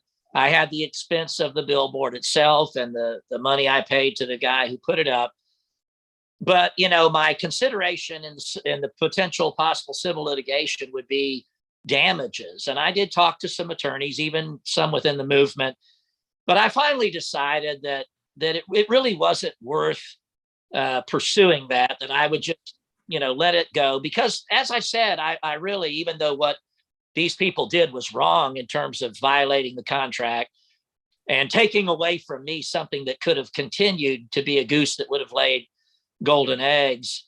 What I did derive and gain from it was of enormous value. And like I said, it's the gift that keeps on giving, and I don't expect it to ever stop giving. And so mission accomplished, basically, with the Make America White Again billboard. Now there just has to be an appropriate, follow-up to it, because I've got good name recognition now. I run into total strangers, from other states. And when it comes out in conversation that I put that billboard up, many people are like, oh yeah, I remember that. And, they have vivid recollections of it. So we have to, use what the enemy tries to throw at us, and like, some of the forms of martial arts, and, take the energy of what they are directing at us and, divert it in the manner that can best serve our interest. And the more skillfully adept we become at doing that, then obviously our chances for success are going to increase. So you knew the man that owned the billboard. You should find out the date of his anniversary and send him a condolence card for being married to such a witch. Well, his life must not be he's very, very happy one.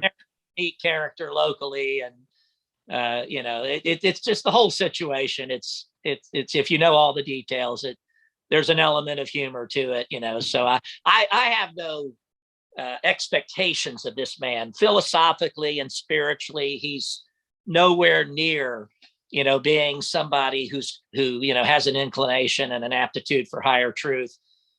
He's just, all about the money. And now he has a lot of the right instincts. That's another beautiful thing about my county, Polk County, Tennessee. Territorially, it's one of the largest in the state, but it's very sparsely populated. It's overwhelmingly Caucasian, over 98% white, and it has the reputation in Tennessee of being the most racist county in the state, which for Tennessee, that's saying a lot. Okay. And so there is within the fabric of Polk County, there's a ready-made foundation of the population and, their history. This was also right near Athens, Tennessee, where the Good Government League, of course, in the Battle of Athens, restored order in that county. But the Good Government League was also very active in Polk County. They just didn't have to resort to gunplay. They threw the scoundrels out without, having to get into a shooting battle with them. But that's the kind of people that we have that are, indigenous and native, to these counties here, Polk and the surrounding counties. So, I've been articulating for 25 years what I call a territorial imperative in this and the surrounding counties called Republica. That's the name, that I advance. An idea whose time has come, where we, in effect, engage in secessionist type actions and activities and elect a sheriff and do all of that. And now you talk about something that, that would become global news. Imagine, if God allows, and nothing can happen without his sufferance, I believe. That's my theological underpinning. But, if it's his time, then the sky's the limit. And obviously it's going to take something of stupendous and magnificent proportions in order to get the job done. And we have to be ready and willing, to be part of that cause. At a League of the South conference, which I MC the conferences of the League of the South annually, and 2 conferences ago in Alabama, in speaking to the group, I outlined what I foresaw as a possible future event where men of our ilk will come together somewhere in America to form a perimeter around a statue of our ancestry and pledge to defend it to the death. And I believe at the right time that type of intestinal fortitude and backbone could be analogous to the 56 signers of the Declaration of Independence, pledging their lives and fortunes in sacred honor. And I'm not advocating that anybody do that right now. I'm not trying to organize it. I'm just saying that the day might come when that would be a pivotal moment where we would say, enough. The last statue has been melted down. We will die before we let that happen with the thus and such statue. Well, Rick, you mentioned David Duke, and I don't know if you were here when I was telling Nicholas about my history with Chardonnay. Have I told you that story? Yes, I know Okay. you Yes. sharing that. And anyhow, Firing. I know that Chardonnay, among other things, Chardonnay will probably have to go to bed fairly soon because she's about to leave for Tennessee tomorrow. And she's actually going to Eastern Tennessee. And I was, how far are you from Gatlinburg? Well, just a couple hours. Okay, but you're not exactly next door. Anyhow, I'm going to give Chardonnay your phone number, and maybe y'all can meet in person while she's over there. She's going on vacation, but I wanted to give Flores, and that would be fantastic, Chardonnay. I'd love to meet you in person. And we have a restaurant. I've got a big family. I have 20 children. We have a family business, family restaurant. We're in the most beautiful part of the state. My battery is about to die on my device, so I'm probably going to have to bug out myself. But it has been a great honor and pleasure to be in this session with all of you. And I feel just an overwhelming kinship and bond, and look forward to what we're going to do in the days ahead. Chardonnay, Charles Lincoln is one of my favorite people also. And he's a great mind in our movement. And Charles, thank you so much for inviting me to be involved tonight. I can certainly agree with that. We're going to do a lot more of this, but Chardonnay, do you want to ask any questions? By the way, I want to introduce my dear friend, Daniel Christian Mack from Northwest Arkansas. I think that he's been on one of these podcasts with Paul Fromm before, but that's probably the only one that they encounter that they might have had, because he was on a couple of with Nathan McPherson, and I believe you were on the David Duke conferences, weren't you, Dan? Okay. Anyhow, Dan, I want you to meet Paul Fromm from Canada, Rick Tyler from Tennessee, Nicholas Landholdt from Midland-Odessa, Texas, and Ocoee, and the beautiful, the incomparable Chardonnay Chantel Houlette, whom I have nominated to take over David Duke's resistance movement to the establishment here in Louisiana. And my new podcast series is basically dedicated to Chardonnay's education and formation as a future political leader. And I'd like her to take over the floor now and ask some questions.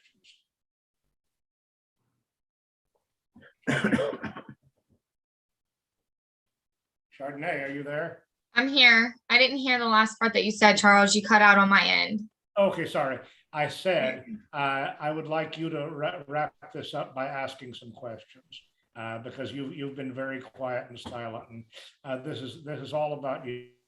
So why don't you ask the final round of questions here, because you usually need to go to turn in about now. I have a question for you, Rick. Whenever you ran, how many votes did you get? Like, what was the percentage of votes that you received whenever you ran? Well, I have never broken into the realm of viability. It's always been, very low percentile. When you take it at a statewide level, it still amounts to, in excess of 10,000 or 12,000 votes. And in Tennessee, with it being as easy as it is to get on independent, there are a lot of independents. So that vote is being split amongst a lot of independents, and the monopoly party candidates have the clear-cut advantage. But I will say that I have never really run a real race. I've never been able to get out and campaign full time. I've been too hamstrung by and strapped by the necessity of running a business and, trying to combat all of the attacks and boycotts, et cetera, et cetera. So, and fundraising is very difficult, for people of our ilk as well, because people are today scared to make contributions or donate because they'll be doxxed and they'll be vilified and attacked mercilessly. So, it's a gruesome, incomprehensible uphill battle to mount a statewide race. But again, timing in life is everything. If certain things coalesce, then it's something that Charles said earlier. If I could get the TV time, et cetera, I know that just a matter of sufficient exposure, not a few sound bites or one publicity stunt, but the regular exposure and getting the type of attention, from the public at large that could easily catapult me into the realm of viability. I like to point to the Jesse Ventura case. Jesse Ventura was the Reform Party candidate for governor of Minnesota. There were two extremely well connected, big name candidates running as Democrat and Republican, and Jesse won with 34% of the vote. And that shows us what can be done in a race that turns into a three-way contest. The Democrats and Republicans will almost evenly, in Tennessee, the Republicans will get more than the Democrats, but the major parties will take a very good slice of the vote.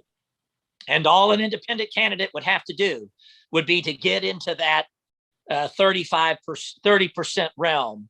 And suddenly it could turn the whole, state on its ear, like Jesse Ventura did in Minnesota. Of course, Jesse wasn't anywhere near the type of hardcore avid truth seeker that we are, but he nevertheless was amazingly in the status and category of the outsider, the proverbial outsider. And what he accomplished in that gubernatorial race was another one of those amazing phenomenon type events that happened in American political history that we can look to and derive inspiration from. Well, it's nice that Tennessee has such lenient ballot access laws, because in Texas, I think it requires 50,000 signatures to be an independent. Wow. When I ran for Congress in 2016, I was on the Libertarian Party of Texas ticket, which had ballot access. I ran against the traitor globalist Mike Conaway, the Republican incumbent, and with no campaign, and I did not even have a bank account, I got over 23,000 votes, which is about 10.5%. Which, with my friend Jen Conner Jr., we decided that due to computer vote fraud, it could have been 2 to 3 times that amount, because over half of the votes were free absentee balloting, which I would outlaw if I was governor of Texas. So being a write-in candidate would probably be easier to do in Texas. But the reason I ran for Congress was because of the reasonable access law, which requires FCC licensed stations to run the ads of federal candidates. So, we'll see what happens again if I get a campaign manager. But I mean, there are people want change. We just need to find them, and they're out there. I agree with that. Nicholas, I am interested. You and I had briefly started on a conversation before anybody else had joined on. And I was wondering if there was any way that we could set up a podcast maybe later where we can kind of further discuss what we were initially speaking on in terms of what your views, I guess, on marijuana and that sort of thing. And sure. You had also talked about too the jails being, I guess, overpopulated with people right. that we have not only a military industrial complex, but we have a prison industrial complex. That's right. With people that are incarcerated for nonviolent offenses. So I would love to set up, maybe if Charles could do that for us, set up a different time where we can further discuss that, because I also have a very big interest in that. Sure, my pleasure. Chardonnay did one of her term papers this immediate past term on the war on drugs. Mhm. And that turned out to be, I think, a very interesting. I was sort of helping her with the history of the war on drugs, and I still haven't seen the result yet, but I'm looking It forward. came out beautifully. I wish I could share it, but it's on a program that I don't have on my computer. Paul, I mean, what is your would you like to join in this? What is your position on? I don't think I've ever heard your position on the war on drugs. Oh, I'm pretty ambivalent. There's no doubt. In the western province of British Columbia, I was listening to the chief coroner going on today. More people died this year of from drug deaths, mostly from fentanyl and methamphetamines, than from COVID. You know, they nearly shut the province down. There's all sorts of repressive requirements. You have to have a vax pass to eat inside a restaurant, all that. People are merrily killing themselves on drugs. Well, but I as I say, I'm ambivalent. What to do about it? The billions and billions and billions have been spent on the war on drugs, with not an awful lot to show for it. Maybe the part of me just says, well, look, if you're such a jerk that you want to, or risk taker that you want to take fentanyl made in communist China and cut with God knows what and risk killing yourself, well, go ahead and do it, you silly bugger. That's the libertarian side of me. I've never used drugs, and I'm other than alcohol a lot, but I don't know. I don't have any great sympathy for the use of drugs, but I wonder if there shouldn't be just it becomes an individual choice. You know, if that's what you want to take, I don't know. That's I'm a bit ambivalent. Well, you know, the crime has increased due to some of the policies that they've put in place. I mean, there's no denying that. Statistically, it's proven all over the place. And you're correct. The use of drugs has drastically increased because of it. It was a political ploy to begin with, and so I feel like they made it a problem. It wasn't as big of a problem prior to all of these policies being put into place that they did for nothing more than politics. So I have very strong views on that. So that's one reason why I wanted to, you know, kind of do a podcast separately in terms of in regards to that. But anyway, Charles, I know we got to wrap this up. We're right at 2 hours. So okay. Well, Dan, would you like to ask any questions at all while you're here? Rick Tyler, you have the final word. You've been the most eloquent speaker tonight, by far. What would you like to say in wrapping up tonight? Well, again, I just look forward to the opportunities, you know, that lie before us. The scripture says, where sin abounds, there doth grace more abound. And we know that there's the old saying, it's always darkest before the dawn. And it certainly is getting dark, folks. And Yes. The dawn must be, you know, rapidly approaching. And, you know, carpe diem, we must be ready to seize the moment. We're going to have opportunities extraordinaire at our fingertips in the not too distant future, I believe. And we need to be on razor's edge, you know, ready to seize the moment. But again, this is serious business. I remind everybody of the American, you know, founders, the 56 signers. You know, they pledged their lives, their fortunes, and their sacred honor. And there's a great work called The Price They Paid. And it tells, you know, what happened to many of these men, the ones that aren't household names.